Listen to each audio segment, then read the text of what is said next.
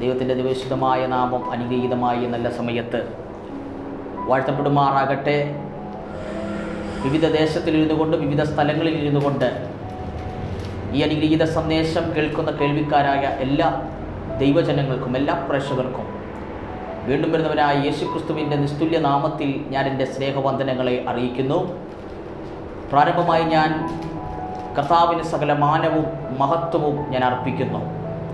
അതുമാത്രമല്ല, എന്നെ ഈ അനുഗ്രഹിക്കപ്പെട്ട ഈ ക്രൈസ്റ്റ് ക്രിയേഷൻ ടി വിയിലേക്ക് എന്നെ ക്ഷണിച്ച് ഞാൻ ഏറെ സ്നേഹിക്കുന്ന അനുഗ്രഹീതനായ പ്രിയ സഹോദരൻ, ഞാൻ എൻ്റെ ജ്യേഷ്ഠതുല്യം സ്നേഹിക്കുന്ന പ്രിയ സഹോദരൻ, ഈ ക്രൈസ്റ്റ് ക്രിയേഷൻ ടി വിക്ക് നേതൃത്വം കൊടുക്കുന്ന സഹോദരനോട് നന്ദി ഞാൻ ഈ സമയത്ത് അറിയിക്കുന്നു. ഇതിൻ്റെ പുറകിൽ നിന്ന് പ്രവർത്തിക്കുന്ന എല്ലാവരോടും വീണ്ടും വരുന്നവനായ യേശുക്രിസ്തുവിൻ്റെ നിസ്തുല്യ നാമത്തിൽ ഞാൻ എൻ്റെ സ്നേഹവും നന്ദിയും ഞാൻ ഈ സമയം അറിയിക്കുന്നു. നമുക്ക് അല്പസമയത്ത് വേദചിന്തയ്ക്ക് ആധാരമായി ലൂക്കോസിൻ്റെ സുവിശേഷം 7-ാം അധ്യായം 16-ാം വാക്യം നമുക്ക് വായിക്കാം. ലൂക്കോസിൻ്റെ സുവിശേഷം 7-ാം അധ്യായം അതിൻ്റെ 17-ാം വാക്യം.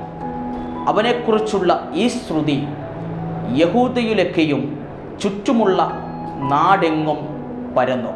അതിൻ്റെ മുകളിലുള്ള വാക്യം ഇങ്ങനെയാണ് പറയുന്നത്: എല്ലാവർക്കും ഭയം പിടിച്ചു, ഒരു വലിയ പ്രവാചകൻ നമ്മുടെ ഇടയിൽ എഴുന്നേറ്റിരിക്കുന്നു, ദൈവം തൻ്റെ ജനത്തെ സന്ദർശിച്ചിരിക്കുന്നു എന്ന് പറഞ്ഞു ദൈവത്തെ മഹത്വീകരിച്ചു. നമുക്ക് കണ്ണുകളടയ്ക്കാം, പ്രാർത്ഥിക്കാം. മഹാപരിശുദ്ധനും നിത്യനും സ്വർഗ്ഗസ്നായ ഞങ്ങളുടെ സ്വർഗീയ നല്ല പിതാവേ, അനുഗ്രഹീതമായ ഈ നല്ല സമയത്തെ ഓർത്ത് ഞങ്ങൾ ദൈവത്തെ സ്തുതിക്കുന്നു. ഏതേ ആത്മാവിനാൽ ഈ വചനം എഴുതിയോ അതേ ആത്മാവിനാൽ ഞങ്ങളോട് സംസാരിക്കുമാറാകണമേ. ദൈവം അത്ഭുതം ചെയ്യുമാറാകണമേ. വിവിധ സ്ഥലങ്ങളിൽ ഇരുന്നു കൊണ്ട് ഈ സന്ദേശത്തെ വീക്ഷിക്കുന്ന ആമേൻ, സങ്കടത്താലോ പ്രയാസങ്ങളാലോ പ്രതികൂലങ്ങളാലോ ഈ സന്ദേശത്തെ വീക്ഷിക്കുമ്പോൾ അവരെ സൗഖ്യമാക്കുമാറാകണമേ, അവർക്ക് അത്ഭുതം ചെയ്യുമാറാകണമേ എന്ന് പ്രാർത്ഥിക്കുന്നു. കർത്താവ് അങ്ങനെ ശരിക്കൊണ്ട് സ്തോത്രം ചെയ്യുന്നു, യേശുക്രിസ്തുവിൻ്റെ ആമേൻ നിസ്തുല്യ നാമത്തിൽ തന്നെ.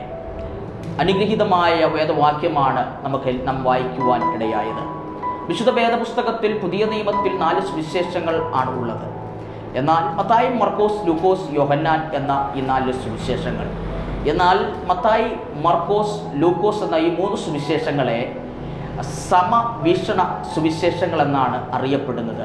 അതിൻ്റെ ആംഗലേയ പദം ഇങ്ങനെയാണ്: സിനോപ്റ്റിക് ഗോസ്പൽ എന്ന് പറഞ്ഞാൽ യേശുക്രിസ്തുവിൻ്റെ ജനനം, യേശുക്രിസ്തുവിൻ്റെ ജീവിതം, യേശുക്രിസ്തുവിൻ്റെ ശുശ്രൂഷ, യേശുക്രിസ്തുവിൻ്റെ മരണം, അടക്കം, യേശുക്രിസ്തുവിൻ്റെ പുനരുത്ഥാനം, ഇതെല്ലാം ഏകദേശം ഒരുപോലെ എഴുതിയിരിക്കുന്നത് കൊണ്ട്, ഒരുപോലെ ചിത്രീകരിച്ചിരിക്കുന്നത് കൊണ്ട് മത്തായി, മർക്കോസ്, ലൂക്കോസ് എന്ന ഈ 3 സുവിശേഷത്തെ സമവീക്ഷണ സുവിശേഷങ്ങളെന്നാണ് അറിയുവാൻ കഴിയുന്നത്. എന്നാൽ മത്തായിയുടെ സുവിശേഷത്തിനകത്ത് യേശുക്രിസ്തുവിനെ രാജാവായാണ് ചിത്രീകരിച്ചിരിക്കുന്നത്. മർക്കോസിൻ്റെ സുവിശേഷത്തിനകത്ത് യേശുക്രിസ്തുവിനെ ദാസനായി ചിത്രീകരിച്ചിരിക്കുന്നു.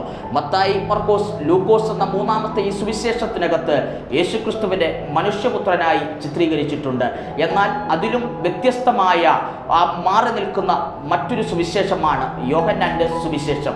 ഈ യോഹന്നാൻ്റെ സുവിശേഷത്തിനകത്ത് എന്താണ് പ്രത്യേകത എന്ന് പറയുമ്പോൾ, ഈ മറ്റു 3 സുവിശേഷങ്ങൾ, മത്തായി, മർക്കോസ്, ലൂക്കോസ് എന്ന മറ്റു 3 സുവിശേഷങ്ങൾ യേശുക്രിസ്തുവിൻ്റെ ജീവിതം, യേശുക്രിസ്തുവിൻ്റെ ജനനം, ജീവിതം ഈ ഭൂമി കൊണ്ട് തുടങ്ങുമ്പോൾ, അപ്പോസ്തലനായ യോഹന്നാൻ തൻ്റെ സുവിശേഷത്തിനകത്ത് തുടങ്ങുന്നത് ഈ ഭൂമിയുടെ ജനനം മുതലല്ല. അതും മറിച്ച് യോഹന്നാൻ ഇവിടെ ആരംഭിക്കുന്നത് ആദിയിൽ വചനമുണ്ടായിരുന്നു, വചനം ദൈവത്തോടു കൂടെയായിരുന്നു, വചനം ദൈവമായിരുന്നു, അവൻ മുഖാന്തരം സകലതും ഉളവായി. 14-ാം അധ്യായം 1-ാം അധ്യായം അതിൻ്റെ 14-ാം വാക്യത്തിൽ ഇങ്ങനെ പറയുന്നു: വചനം ജഡമായി തീർന്നു. ആമേൻ. അങ്ങനെ ആ വചനം ജഡമായി തീർന്ന ആമേൻ ഒരു വ്യക്തിയാണ് യേശുക്രിസ്തു എന്ന് പറയുന്നത്. എന്നാൽ നമ്മുടെ വിഷയം അതല്ലാത്തത് കൊണ്ട് നമ്മൾ ലൂക്കോസിൻ്റെ സുവിശേഷത്തിലേക്ക് നമുക്ക് കടന്നു പോകാം. ലൂക്കോസിൻ്റെ സുവിശേഷം ഞാൻ പ്രാരംഭത്തിൽ ഓർമ്മിപ്പിച്ചല്ലോ. ലൂക്കോസിൻ്റെ സുവിശേഷം യേശുക്രിസ്തുവിനെ മനുഷ്യപുത്രനായിട്ടാണ് ചിത്രീകരിക്കുന്നത്. എന്നാൽ ഈ ലൂക്കോസിൻ്റെ സുവിശേഷം 7-ാം അധ്യായം നാം എത്തി നിൽക്കുമ്പോൾ നാം വായിച്ച 2 വേദവാക്യങ്ങളുണ്ട്. 7-ാം അധ്യായം അതിൻ്റെ 16 16-17 വാക്യങ്ങൾ ഒരിക്കൽ കൂടി വായിക്കുന്നു. എല്ലാവർക്കും ഭയം പിടിച്ചു. ഒരു വലിയ പ്രവാചകൻ നമ്മുടെ ഇടയിൽ എഴുന്നേറ്റിരിക്കുന്നു. ദൈവം തൻ്റെ ജനത്തെ സന്ദർശിച്ചിരിക്കുന്നു എന്ന് പറഞ്ഞു ദൈവത്തെ മഹത്വീകരിച്ചു. അവനെക്കുറിച്ചുള്ള ഈ ശ്രുതി യഹൂദയിലൊക്കെയും ചുറ്റുമുള്ള നാടെങ്ങും പരന്നു. നമുക്കെല്ലാവർക്കും സുപരിചിതമായ വാക്യമാണ് ആ 7-ാം അധ്യായം നാം ഇപ്പോൾ വായിച്ച 16-17 വാക്യങ്ങൾ എന്ന് പറയുന്നത്. ഈ വേദപുസ്തകം വായിക്കുന്ന, വേദപുസ്തകം പഠിക്കുന്ന, വേദപുസ്തകത്തെ ധ്യാനിക്കുന്ന ഏതൊരു വ്യക്തിക്കും അവൻ വളരെ സുപരിചിതമായ ഒരു വാക്യമാണ് ലൂക്കോസിന്റെ സുവിശേഷം 7-ാം അധ്യായം 16-17 വാക്യങ്ങൾ.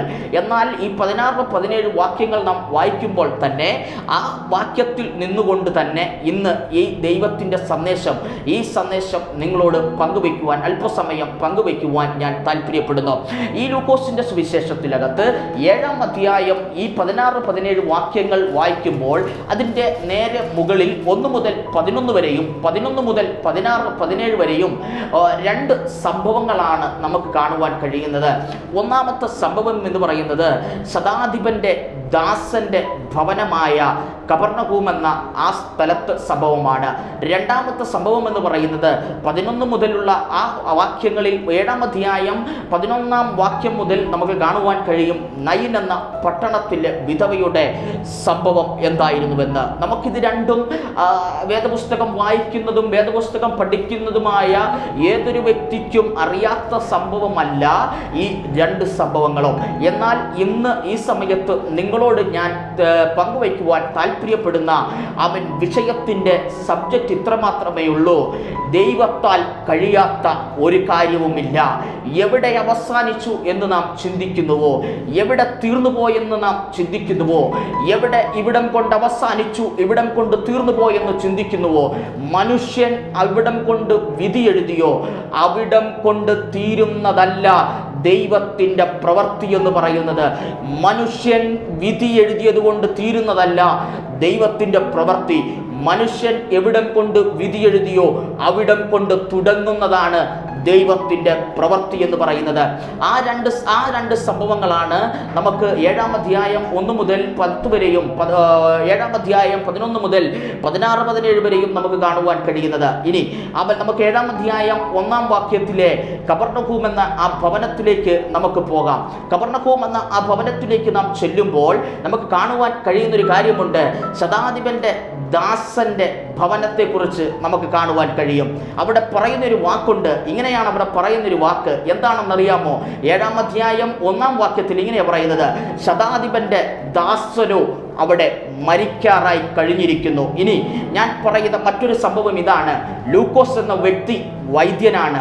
അവൻ ഇങ്ങനെയാണ് ലൂക്കോസിനെ നമുക്ക് പറയുവാൻ കഴിയുന്നത്: വൈദ്യനായ ലൂക്കോസ്. അപ്പോൾ 7-ാം അധ്യായം 1-ാം വാക്യത്തിൽ ശതാധിപന്റെ ദാസനെ കുറിച്ച് പറയുന്ന ഒരു കാര്യമുണ്ട്.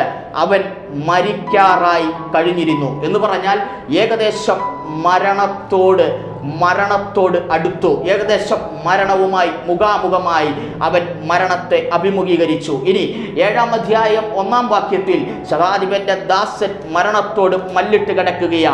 ഈ മല്ലിട്ട് കിടക്കുന്ന മരണത്തെ മുഖാമുഖമായി കണ്ട്, അല്ലെങ്കിൽ മരണത്തെ ഏതാനും നിമിഷങ്ങൾ മരണം വന്ന് വിളിക്കുമ്പോൾ മരണത്തോട് കൂടെ പോകാൻ തയ്യാറായി നിൽക്കുന്ന മനുഷ്യൻ. അതുകൊണ്ടാണ് 7-ാം അധ്യായം 1-ാം വാക്യത്തിൽ ആംഗലേയ ഭാഷയിൽ ഇങ്ങനെയാണ്: റെഡി ടു ഡൈ. അവൻ മരിക്കുവാൻ വേണ്ടി ഒന്ന് തയ്യാറായി കൊടുത്തു എന്ന് പറഞ്ഞാൽ അവൻ മരണത്തിലേക്ക് ഏൽപ്പിക്കുവാൻ വേണ്ടി ഒന്ന് തയ്യാറായി കൊടുത്തിരുന്നു. ഇന്ന് ഈ സമയത്ത് എന്നെ കേൾക്കുന്ന ദൈവ പൈതലേ, എന്നെ കേൾക്കുന്ന ദൈവജനമേ, ഞാൻ നിങ്ങളോടൊരു ആത്മീയ ദൂത് പോലെ ഞാൻ വിളിച്ചു പറയട്ടെ. അവൻ എവിടെ മരണം നിങ്ങൾക്ക് വിധി എഴുതിയോ, എവിടെ മരണം വന്ന് നിങ്ങളെ അവസാനിപ്പിക്കുമെന്ന് പറഞ്ഞോ അവിടം കൊണ്ട് തീരുന്നതല്ല നമ്മളുടെ ക്രിസ്തീയ ജീവിതം എന്ന് പറയുന്നത്. എവിടം കൊണ്ട് അവസാനിക്കുമെന്ന് പറഞ്ഞുവോ, എവിടം കൊണ്ട് തീർന്നുവെന്ന് പറഞ്ഞുവോ അവിടം കൊണ്ട് തുടങ്ങുന്നതാണ് ദൈവപ്രവൃത്തി എന്ന് ആമേൻ ഇന്ന് ഈ സമയം ഞാൻ നിങ്ങളോട് വിളിച്ചു പറയട്ടെ. ശതാധിപന്റെ ദാസൻ മരിക്കാറായി കഴിഞ്ഞിരുന്നു എന്ന് പറഞ്ഞാൽ നമുക്കെല്ലാവർക്കും അറിയാം. നാം എല്ലാവരും പറയുന്നത് പോലെ, അവൻ പഴയകാല ആളുകൾ പറയുന്നത് പോലെ, അല്ലെങ്കിൽ പണ്ഡിതന്മാർ പറയുന്നത് പോലെ, അവൻ മരണം വിളിക്കാതെ കടന്നു വരുന്ന ഒരു അതിഥിയാണ് എന്ന് പറഞ്ഞാൽ നാം ആരും വിളിക്കേണ്ട ആവശ്യമില്ല. നമ്മിലേക്ക് എല്ലാവരിലേക്കും മരണം കടന്നു വരും. ഒരു പക്ഷേ ഈ പറയുന്ന എന്നിലേക്കും ഒരു പക്ഷേ മരണം, ഞാനും മുഖാമുഖമായി മരണത്തെ കണ്ടെന്നു വരാം. അല്ലെങ്കിൽ ഞാനും മുഖാമുഖമായി മരണത്തെ അഭിമുഖീകരിക്കേണ്ട ഒരു നാൾ വരും. ഈ കേൾക്കുന്ന നിങ്ങളും ഒരു ദിവസം മരണത്തെ അഭിമുഖീകരിക്കേണ്ട ഒരു നാൾ വരും. അല്ലെങ്കിൽ മരണത്തെ വരവേൽക്കാൻ തയ്യാറാകേണ്ട ഒരു നാളുണ്ട്. അങ്ങനെയെങ്കിൽ ഈ ഭൂമിയിൽ ജീവിക്കുന്ന ഏതൊരു മനുഷ്യനും മരണമുണ്ട്. അത് മരണം ഉറപ്പാണ്. അങ്ങനെ ഈ 7-ാം അധ്യായം 1-ാം വാക്യത്തിൽ നമുക്ക് കാണുവാൻ കഴിയുന്ന ഒരു കാര്യമുണ്ട്.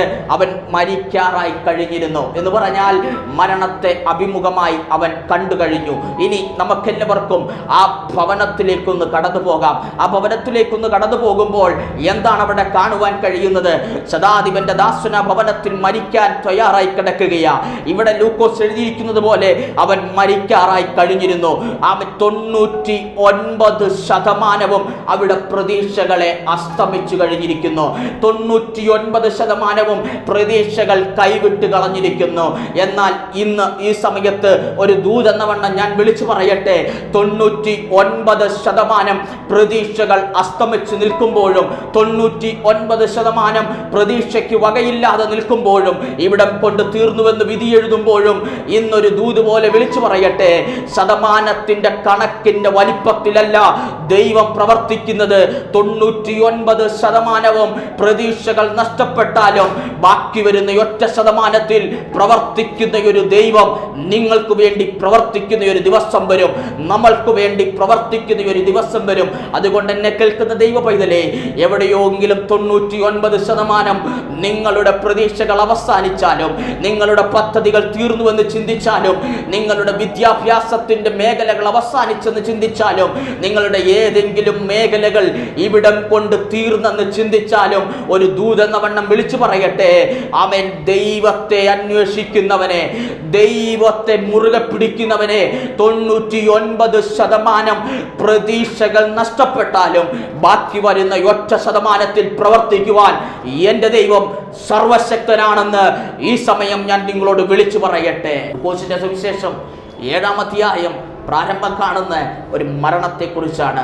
ഇനി നമുക്ക് കാണുവാൻ കഴിയുന്ന മറ്റൊരു കാര്യമാണ്, ആ ഭവനത്തിൻ്റെ അകത്തേക്കൊന്ന് കടന്നു പോയി, ആ ഭവനത്തിൻ്റെ അകത്തേക്കൊന്ന് കടന്നു നീങ്ങുമ്പോൾ നമുക്ക് കാണുവാൻ കഴിയുന്ന മറ്റൊരു കാര്യം, മരണത്തെ മുഖാമുഖമായി കണ്ടൊരു വ്യക്തി കിടക്കുന്നു. ആ ഭവനത്തിനകത്ത് എൻ്റെ ഒരു ആശയമാണ്, എൻ്റെ ഒരു ആശയം ഞാൻ നിങ്ങളോട് പങ്കുവയ്ക്കാം. ആ ഭവനത്തിനകത്ത് അവൻ്റെ മരണത്തെ നോക്കി പലരും നിൽപ്പുണ്ട്. അവൻ ഇനി ഏതാനും നിമിഷങ്ങൾ അവൻ മരണം വന്ന് വിളിക്കുമ്പോൾ മരണത്തോടൊപ്പം പോകുന്നത് നോക്കി ഒരുപക്ഷെ അപ്പൻ കാണും, അമ്മ കാണും, സഹോദരങ്ങൾ കാണും, അവരുടെ കുടുംബക്കാരെല്ലാവരും അവരുടെ ഭവനത്തിനകത്തേക്ക് ഉണ്ടായിരിക്കാം. എന്നാൽ ഇന്ന് അവൻ നിങ്ങളോടൊരു ഇത് ഞാൻ വിളിച്ചു പറയട്ടെ, ശത്രു എവിടെ അവസാനിച്ചു എന്ന് ചിന്തിച്ചാലും, ശത്രു എവിടം കൊണ്ട് അവസാനിപ്പിക്കുമെന്ന് പറഞ്ഞാലും, ഈ ദൈവത്തിന്റെ വിളിയുള്ളവൻ, ദൈവത്തിന്റെ വാക്തത്വമുള്ളവനെ ഒരു ശത്രുവിനും തകർക്കാൻ കഴിയുകയില്ല. ദൈവവിളിയുള്ളവനെ ഒരു ശത്രുവിനും അവസാനിപ്പിക്കാൻ കഴിയില്ലെന്ന് ഇന്ന് നിങ്ങളെ നോക്കി ഒരു ദൂത് പോലെ വിളിച്ചു പറയട്ടെ. 7-ാം അധ്യായം ആ ഭവനത്തിന്റെ അവസ്ഥ, ആ ഭവനത്തിന്റെ സാഹചര്യം, കണ്ണുനീർ തളം കെട്ടിക്കിടക്കുന്ന ഭവനം, കണ്ണുനീർ തളം കെട്ടിക്കിടക്കുന്ന ഭവനത്തിനകത്ത്, ആ ഭവനത്തിനകത്ത് മൂഢതയുടെ അവൻ ഇരുള് തിങ്ങി നിറഞ്ഞിരിക്കുകയാ. ഒരു മരണമണി ഇനി ഏതാനും നിമിഷങ്ങൾ കഴിയുമ്പോൾ ആ ഭവനത്തിനകത്ത് മുഴങ്ങിക്കേൾക്കും. മരണമണി ഏതാനും നിമിഷങ്ങൾ കഴിയുമ്പോൾ ആ ഭവനത്തിനകത്ത് മുഴങ്ങിക്കേൾക്കും. പലരും കണ്ണുനീരോടെ ആയിരിക്കുകയാ. ഇന്ന് ഈ സമയത്ത് എന്നെ കേൾക്കുന്ന ദൈവ പൈതലേ, ആരെങ്കിലും ഈ അവസ്ഥകളിൽ ഈ സമയം നിങ്ങളുടെ ഭവനത്തിലിരിക്കുമ്പോൾ ഈ അവസ്ഥകളിൽ കൂടി കടന്നു പോകുന്നുണ്ടെങ്കിൽ അവരോട് ഒരു ദൂതെന്ന വണ്ണം വിളിച്ചു പറയട്ടെ, ദൈവം നിങ്ങളെ കൈവിട്ടിട്ടില്ല കേട്ടോ, ദൈവം നിങ്ങളെ കൈവിടത്തില്ല കേട്ടോ. ആമേ, കരയാൻ ഒരു കണ്ണും പ്രാർത്ഥിക്കാൻ ഒരു അതരവും ഉണ്ടെങ്കിൽ, മടക്കാൻ ഒരു മുഴങ്കാലും ഉണ്ടെങ്കിൽ ദൈവം നിങ്ങളെ കൈവിടത്തില്ല. ഇതൊരു ദൂതായിട്ട് ഇന്ന് ഈ സമയം നിങ്ങൾ ഏറ്റെടുക്കുക. കപർണഹൂം എന്ന വാക്കിൻ്റെ അർത്ഥം വളരെ ചിന്തിപ്പിച്ചൊരു അർത്ഥമാണ്. ഖബർനഹൂം എന്ന വാക്കിൻ്റെ അർത്ഥം ഇത്രമാത്രമേ ഉള്ളൂ. എന്താണെന്നറിയാമോ? ഇത് സിറ്റി ഓഫ് കംഫോർട്ട്, സംരക്ഷണത്തിൻ്റെ പട്ടണം, സുരക്ഷിതത്വത്തിൻ്റെ പട്ടണം. ഇങ്ങനെയൊക്കെയാണ് ഈ ഖബർനഹൂമിനെ വിശേഷിപ്പിക്കുന്നത്. പക്ഷെ ഈ സംരക്ഷണത്തിൻ്റെയും ഈ സുരക്ഷിതത്വത്തിൻ്റെയും പട്ടണത്തിനകത്താണ് ഒരുവൻ മരിക്കാൻ മല്ലിട്ട് കിടക്കുന്നത്. പട്ടണത്തിലെ ഈ സംരക്ഷണത്തിൻ്റെ പട്ടണത്തിലെ ഒരു പ്രമുഖനും അവൻ്റെ മരണത്തെ പിടിച്ചു നിർത്താൻ പറ്റിയില്ല. ഒരു വൈദ്യന്മാർക്ക് പോലും അവൻ്റെ മരണത്തെ പിടിച്ചു നിർത്താൻ പറ്റുന്നില്ല. അവിടെ വൈദ്യനായ ലൂക്കോസ് വരെ എഴുതി കഴിഞ്ഞു, ഇവൻ മരിക്കാറായി കഴിഞ്ഞിരുന്നു എന്ന് പറഞ്ഞാൽ മരണത്തെ മുഖാമുഖമായി കണ്ടു, അവസാന നിമിഷങ്ങളിലേക്ക് എത്തിക്കഴിഞ്ഞു. പക്ഷേ ഇന്ന് അവിടെ നോക്കിക്കേ, ഖബർനഹൂം എന്ന വാക്കിൻ്റെ അർത്ഥം നോക്കിക്കേ, സംരക്ഷണത്തിൻ്റെ പട്ടണം, സുരക്ഷിതത്വത്തിൻ്റെ പട്ടണം. ഇന്ന് ഞാൻ നിങ്ങളോടൊരു ദൂത് പോലെ വിളിച്ചു പറയാം, ഇന്നലകളിൽ നിങ്ങളെ പിടിച്ചുകൊള്ളാമെന്ന് പറഞ്ഞവർ നാളെ നിങ്ങൾക്കൊരവസ്ഥ വരുമ്പോൾ അവർ നിങ്ങളുടെ കൂടെ കാണണമെന്ന് വരത്തില്ല. അവർ നിങ്ങളോടൊപ്പം ഉണ്ടായെന്ന് വരത്തില്ല. ഒരു പക്ഷേ അവൻ നാട്ടിലവർ വലിയവരായിരിക്കും, പലരുടെയും സംരക്ഷകരായിരിക്കും, ഈ ഭൂമിയിൽ അവർ വലിയ പദവികളുള്ളവരായിരിക്കാം. പക്ഷെ നിങ്ങൾ ഇതുപോലൊരു അവസ്ഥകളിൽ കൂടി കടന്നു പോകുമ്പോൾ മനുഷ്യൻ പോലും നിങ്ങളെ കൈമലർത്തി കാണിക്കും. മനുഷ്യൻ പോലും നിങ്ങളെ വിട്ട അവസ്ഥയിലേക്ക് നിങ്ങൾ എത്തിച്ചേരും. അങ്ങനെയെങ്കിൽ ഇന്ന് ഈ സമയം നിങ്ങളോട് വിളിച്ചു പറയട്ടെ, മനുഷ്യൻ കൈവിട്ടാലും പറഞ്ഞ വാക്കുകൾ മാറ്റി പറഞ്ഞാലും കൈവിടാത്തൊരപ്പൻ നമുക്കെല്ലാവർക്കും ഉണ്ട്. ആമേൻ. മാറ്റി പറയാത്തൊരപ്പൻ നമുക്കെല്ലാവർക്കും ഉണ്ടെന്നുള്ളത് ഇന്ന് ഈ സമയം ഒരു ദൂതെന്ന വണ്ണം നിങ്ങളോട് വിളിച്ചു പറയട്ടെ. കഴിഞ്ഞ് പറയുന്നൊരു കാര്യമാണ്, അവൻ മരിക്കാറായി കഴിഞ്ഞു. പക്ഷേ എന്നെ വളരെ സന്തോഷിപ്പിച്ചൊരു കാര്യമുണ്ട്. എന്താണെന്നറിയാമോ? ഒരുവൻ ഭവനത്തിനകത്ത് മരിക്കാൻ മല്ലിട്ട് കിടക്കുമ്പോൾ ഭവനത്തിൻ്റെ പുറത്തൊരുത്തൻ പ്രവർത്തിച്ചു കൊണ്ടിരിക്കുകയാണ്. ഭവനത്തിൻ്റെ പുറത്തൊരുവൻ പ്രവർത്തിച്ചു കൊണ്ടിരിക്കുകയാണ്. അവൻ ആരാന്നറിയാമോ? ശതാധിപൻ. അതുകൊണ്ടാണ് വേദപുസ്തകത്തിൽ എടുത്തു പറയുന്നത്, ശതാധിപന്റെ ദാസൻ, പ്രിയനായ ദാസൻ മരിക്കാറായി കഴിഞ്ഞിരുന്നു. അപ്പോൾ അവൻ എന്തുകൊണ്ടാ ഈ ശതാധിപന് ഒരു വിളിപ്പുറത്ത് 100 പടയാളികൾ വരും, ഇതിലും വലിയ പ്രാഗൽഭ്യമുള്ള പടയാളികൾ വരും, ഇതിലും വലിയ പ്രാഗൽഭ്യമുള്ള പടയാളികൾ ശതാധിപൻ ഉണ്ടാകാം. പക്ഷേ ശതാധിപൻ ചെയ്യുന്നൊരു കാര്യം എന്താണെന്നറിയാമോ? മരിക്കുവാൻ മല്ലിട്ട് ദാസനകത്തു കിടക്കുമ്പോൾ പുറത്ത് അവനെ മരണത്തിനേൽപ്പിച്ചു കൊടുക്കുകയില്ലെന്ന് പറഞ്ഞ് പുറത്തൊരുവൻ പ്രവർത്തിച്ചു കൊണ്ടിരിക്കുകയാണ്. ഇന്ന് ഈ സമയം സന്ദേശം കേൾക്കുന്ന നിങ്ങളോട് ഒരു ദൂതി ഞാൻ വിളിച്ചു പറയട്ടെ. പല സാഹചര്യങ്ങളിൽ ഇവിടം കൊണ്ട് അവസാനിക്കട്ടെ, ഇവിടം കൊണ്ട് തീരട്ടെ എന്ന് പോലും നാം ചിന്തിച്ചതാ. പക്ഷെ നാം പോലും അറിയാതെ നമുക്ക് വേണ്ടി പ്രാർത്ഥിക്കുന്ന ചില യാത്രങ്ങൾ, നാം പോലും അറിയാതെ നമുക്ക് വേണ്ടി കരയുന്ന ചില കണ്ണുകൾ നമ്മുടെ ഭവനത്തിന് പുറത്ത് ഈ ശതാധിപനെ പോലെ ഉണ്ടെന്നുള്ളതാണ് അവനൊരു പച്ചയായ സത്യം. അങ്ങനെയെങ്കിൽ ഇന്ന് ഈ സമയത്ത് ഒരു ദൂതെന്ന വണ്ണം വിളിച്ചു പറയട്ടെ, പലയിടത്തും ആമേൻ, നിങ്ങൾ അവസാനിക്കാത്തതിൻ്റെ മറ്റൊരു ഉത്തരമെന്ന് പറയുന്നത്, നിങ്ങൾക്ക് വേണ്ടി കരയാൻ നിങ്ങൾ പോലും അറിയാതെ നിങ്ങൾക്ക് വേണ്ടി കരയാൻ ഒരു കണ്ണുണ്ടായിരുന്നു, നിങ്ങൾക്ക് വേണ്ടി പ്രാർത്ഥിക്കാൻ ഒരു അധരം നിങ്ങൾ പോലും അറിയാതെ നിങ്ങളുടെ ഭവനത്തിൽ പ്രവർത്തിച്ചു കൊണ്ടിരുന്നു. അങ്ങനെയെങ്കിൽ അതിനെ ഓർത്ത് നമുക്കൊരു നിമിഷം ആ ദൈവത്തെ ഒന്ന് മഹത്വപ്പെടുത്തിക്കാട്ടെ. മരിക്കാനൊരുവൻ മല്ലിട്ടകത്ത് കിടക്കുകയാ.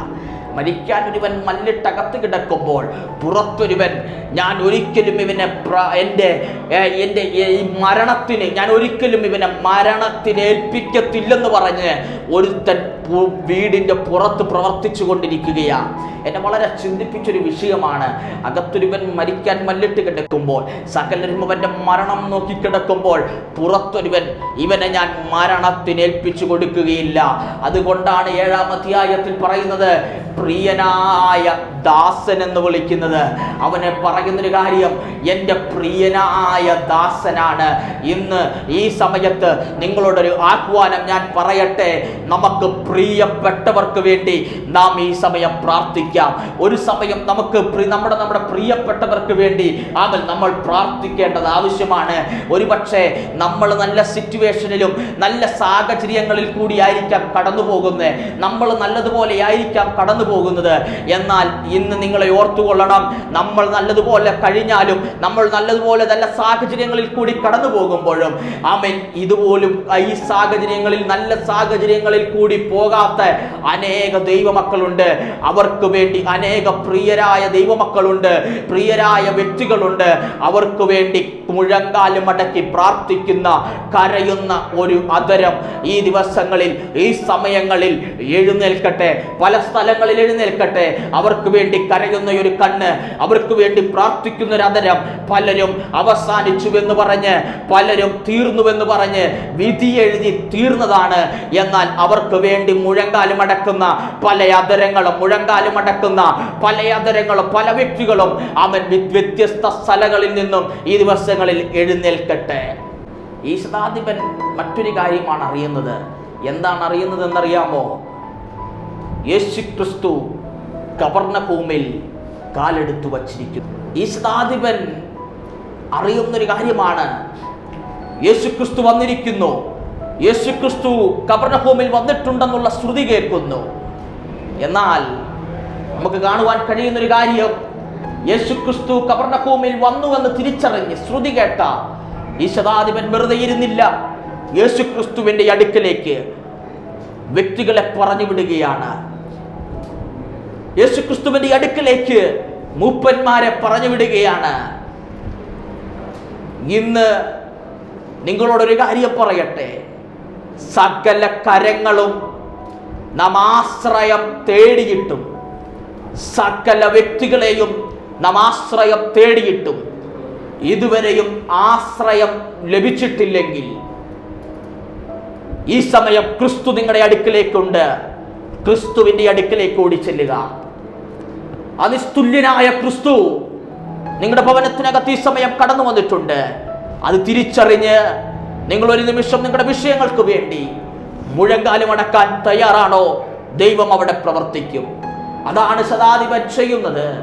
ക്രിസ്തു കവർന്നഭൂമിയിലേക്ക് കടന്നു വന്നു. ക്രിസ്തു കവർന്നഭൂമിയിലേക്ക് വന്ന ശ്രുതി കേട്ടപ്പോൾ ഉടനെ മൂപ്പന്മാരെ പറഞ്ഞു വിടുകയാ. എന്തിനാണെന്നറിയാമോ? മൂപ്പന്മാരെ പറഞ്ഞു വിടുന്നതിനൊരു കാര്യമുണ്ട്. ഈ ശതാധിപന്റെ ദാസനെ ഒന്ന് സൗഖ്യമാക്കണം.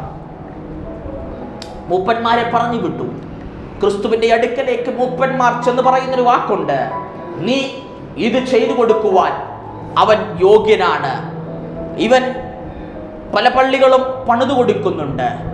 ഇവൻ വിശ്വാസത്തിനൊരിക്കലും എതിര് നിൽക്കുന്നില്ല.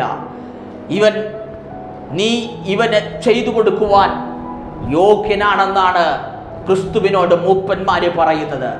ഇത് കേട്ട ക്രിസ്തു കവർന്നഭൂമിയിലെ ആ ഭവനത്തിലേക്ക് നടന്നെടുക്കുകയാ. കവർന്നഭൂമിയിലെ ആ ഭവനത്തിലേക്ക് നടന്നെടുക്കുമ്പോൾ രണ്ടാമത് മർക്കോസിന്റെ സുവിശേഷമാണെന്ന് തോന്നുന്നു. അതിനകത്ത് ഇങ്ങനെ എഴുതിയിരിക്കുന്ന ഒരു കാര്യമുണ്ട്. എന്താണെന്നറിയാമോ? ശതാധിപൻ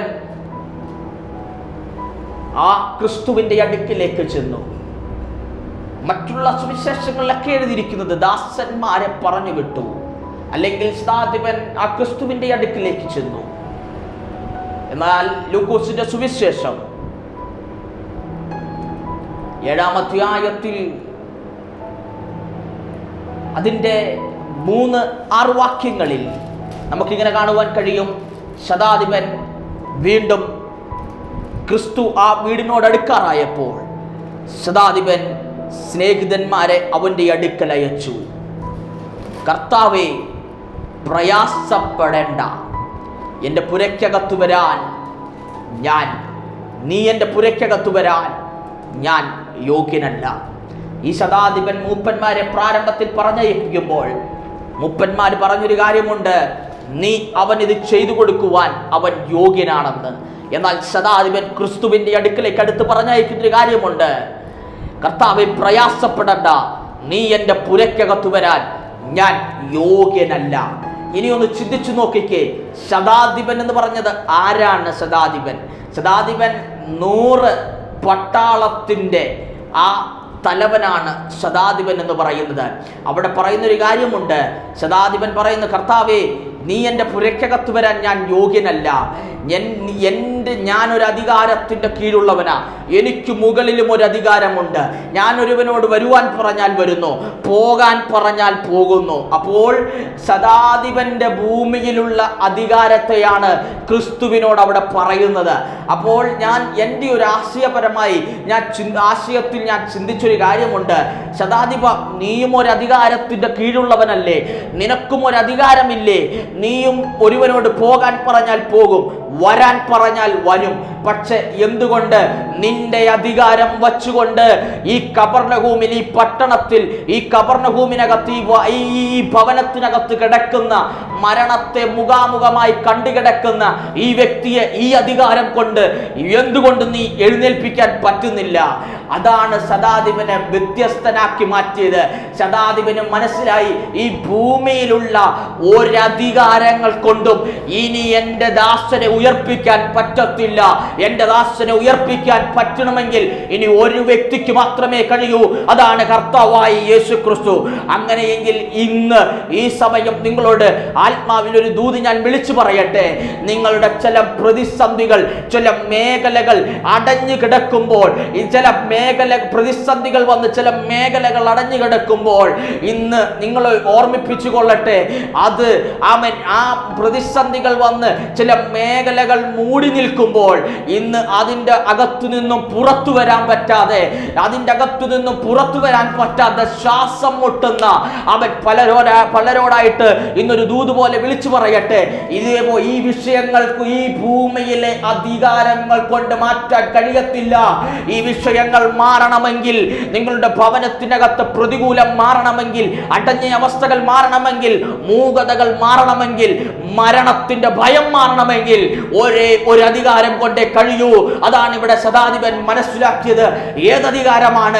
ഏതധികാരമാണെന്ന് പറയുമ്പോൾ എനിക്കൊന്ന് കയറി പറയേണ്ടത് ആവശ്യമാണ്. അത് മറ്റൊരു അധികാരമല്ല, അത് വേറൊരു അധികാരവുമല്ല. ആ അധികാരമാണ് സ്വർലോകരുടെയും ഭൂലോകരുടെയും അധോലോകരുടെയും മുഴങ്കാലുകൾ മടങ്ങുന്ന നസ്രയനായ യേശു ക്രിസ്തു എന്ന അധികാരം കൊണ്ടല്ലാതെ ഇന്ന് നിങ്ങളുടെ ഭവനത്തിലെ അവസ്ഥകൾ മാറാൻ കഴിയത്തില്ല. അതാണ് ശതാധിപന് മനസ്സിലായത്.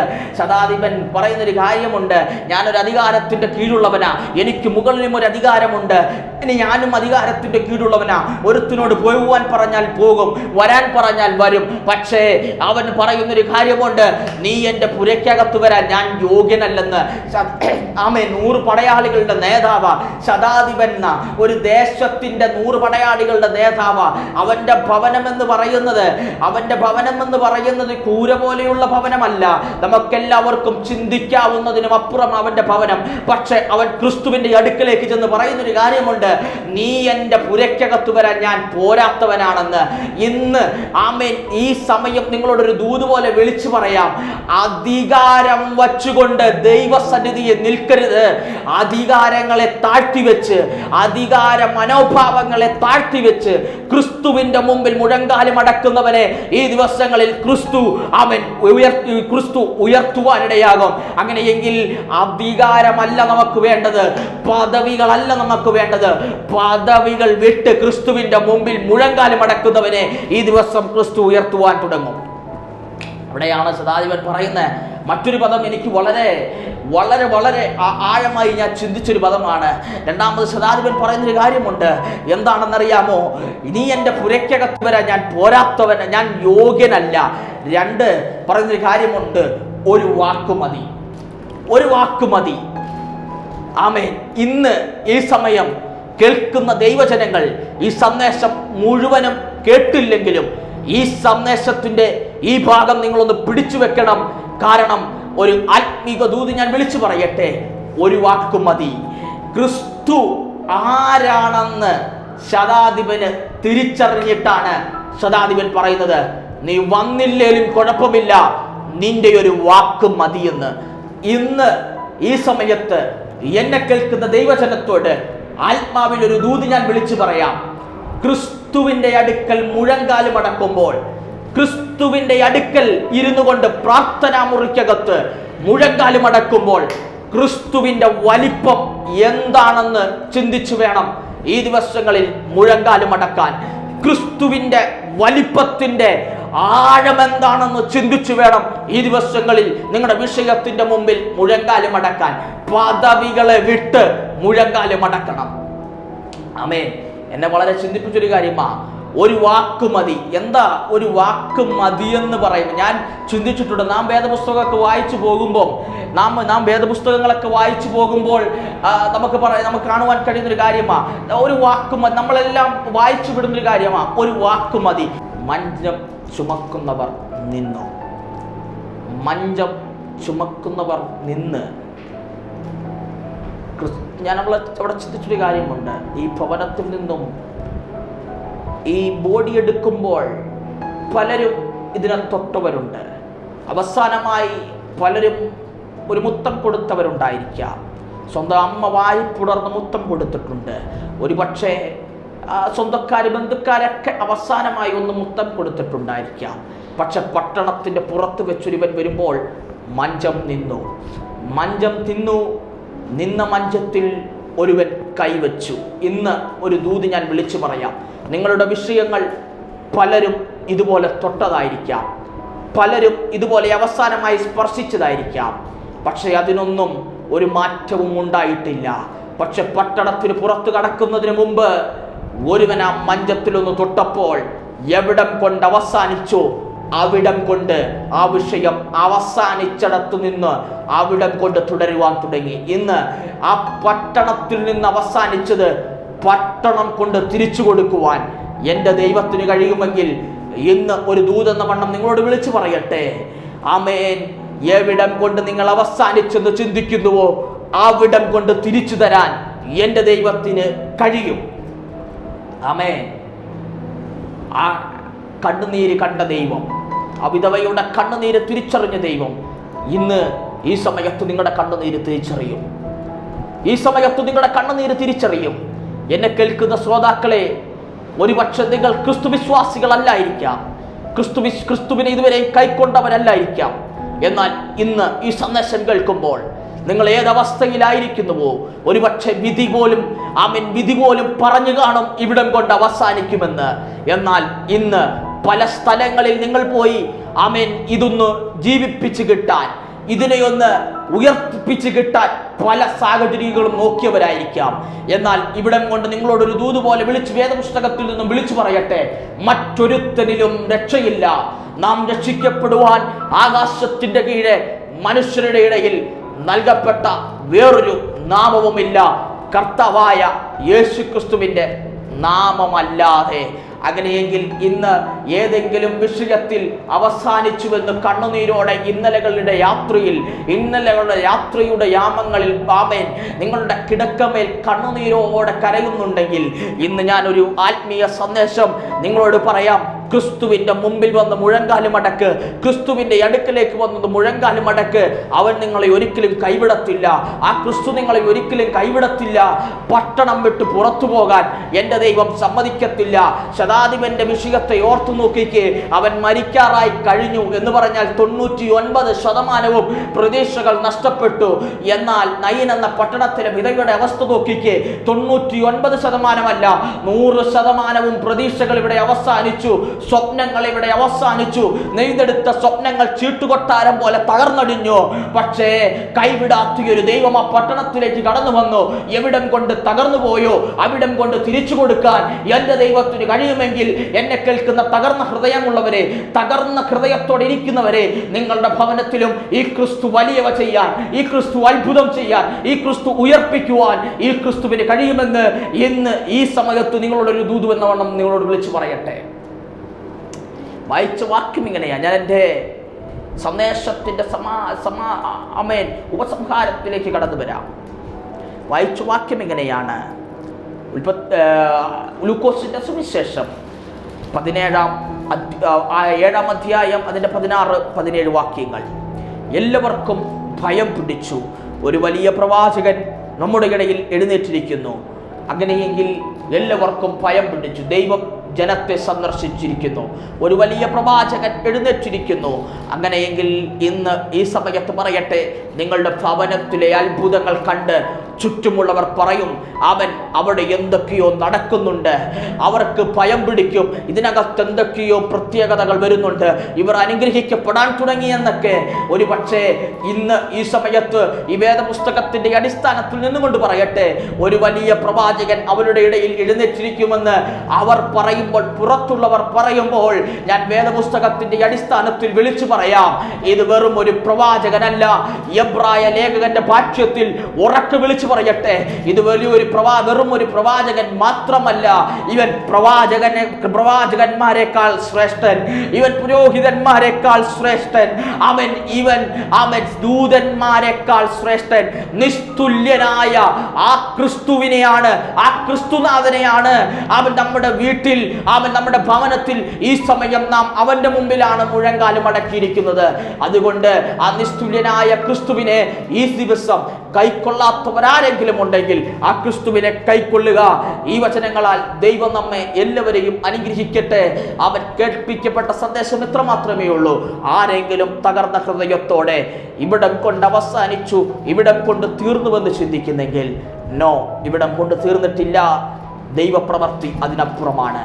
അതിനുവേണ്ടി വെയിറ്റ് ചെയ്യുക, അതിനുവേണ്ടി ഒന്ന് താമസിക്കുക, അതിനുവേണ്ടി ഒന്ന് മുഴങ്കാലും അടക്കാൻ തയ്യാറാണെങ്കിൽ, കരയാൻ ഒരു കണ്ണും പ്രാർത്ഥിക്കുവാൻ ഒരു അധരവും, നിലവിളിക്കുവാൻ ഒരു അധരവും, മടക്കാൻ ഒരു മുഴങ്കാലും ഉണ്ടെങ്കിൽ ഇന്ന് ദൈവം നിങ്ങളുടെ അരികിലേക്ക് ഇറങ്ങി വരും. ദൈവ സാന്നിധ്യം നിങ്ങളുടെ അരികിലേക്ക് ഇറങ്ങി വരും. നമുക്കെല്ലാവർക്കും ഇരിപ്പിടലിൽ ഇരുന്നു കൊണ്ട് എല്ലാവരും ഒന്ന് കണ്ണുകൾ അടയ്ക്കാം, നമുക്കൊന്ന് പ്രാർത്ഥിക്കാം. മഹാപരിശുദ്ധനും നിത്യനും സ്വർഗസ്ഥനായ ഞങ്ങളുടെ സ്വർഗീയ നല്ല പിതാവേ, അനുഗ്രഹീതമായ നല്ല സമയത്തെ ഓർത്ത് ഞങ്ങൾ ദൈവത്തെ സ്തുതിക്കുന്നു. അവൻ ഇത്രയും സമയം വരെ ഞങ്ങൾ അനുഗ്രഹിക്കപ്പെട്ട സന്ദേശം, അവൻ ക്രിസ്തുവിന്റെ ജീവനുള്ള സന്ദേശത്തെ ഈ സമയം ഞങ്ങൾ കേട്ടല്ലോ. ഞങ്ങളുടെ ജീവിതത്തെ രൂപാന്തരപ്പെടുത്തണമേ. എവിടം കൊണ്ട് ഞങ്ങളുടെ ജീവിതം അവസാനിച്ചുവോ, എവിടം കൊണ്ട് തീർന്നെന്ന് പലരും വിധി എഴുതിയോ, അവിടം കൊണ്ട് തുടങ്ങുന്ന ദൈവപ്രവൃത്തി ഞങ്ങളുടെ ജീവിതത്തിനകത്തേക്ക് കടന്നു വരണമേ. ഇതിനകത്ത് ആരെങ്കിലും ഇപ്പോൾ അപ്പാ പിതാവേ, ഞങ്ങൾ ഒരുമിച്ച് പ്രാർത്ഥിക്കുന്നു, ഒരുമിച്ച് മുഴങ്കാലം അടക്കുന്നു. ആരെങ്കിലും വ്യാകുലപ്പെട്ട് തകർന്ന ഹൃദയത്തിൽ ഇരിക്കുന്നുണ്ടെങ്കിൽ അവർക്ക് വേണ്ടി പ്രാർത്ഥിക്കുന്നു. ഈ സമയം ആ ഭവനത്തിൽ വിടുതൽ നടക്കട്ടെ.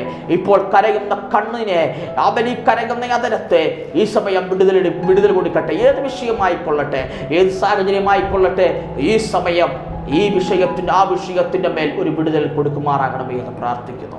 കർത്താവ് അങ്ങനെ ചെയ്യുകൊണ്ട് സ്തോത്രം. യേശു ക്രിസ്തുവിന്റെ നാമത്തിൽ തന്നെ ആമേൻ. ദൈവം എല്ലാവരെയും അനുഗ്രഹിക്കുമാറാകട്ടെ. സമയം അനുവദിച്ച അനുഗ്രഹിക്കപ്പെട്ട ക്രൈസ്റ്റ് ക്രിയേഷൻ ടിവിയോടും ഇതിന്റെ പുറകിൽ പോലും പ്രവർത്തിച്ച എല്ലാവരോടും വീണ്ടും യേശു ക്രിസ്തുവിന്റെ നിസ്തുല്യ നാമത്തിൽ നന്ദി അറിയിച്ചുകൊണ്ട് ഞാൻ എൻ്റെ വാക്കുകളിൽ നിന്നും വിരാമം കുറിക്കുന്നു. God bless you.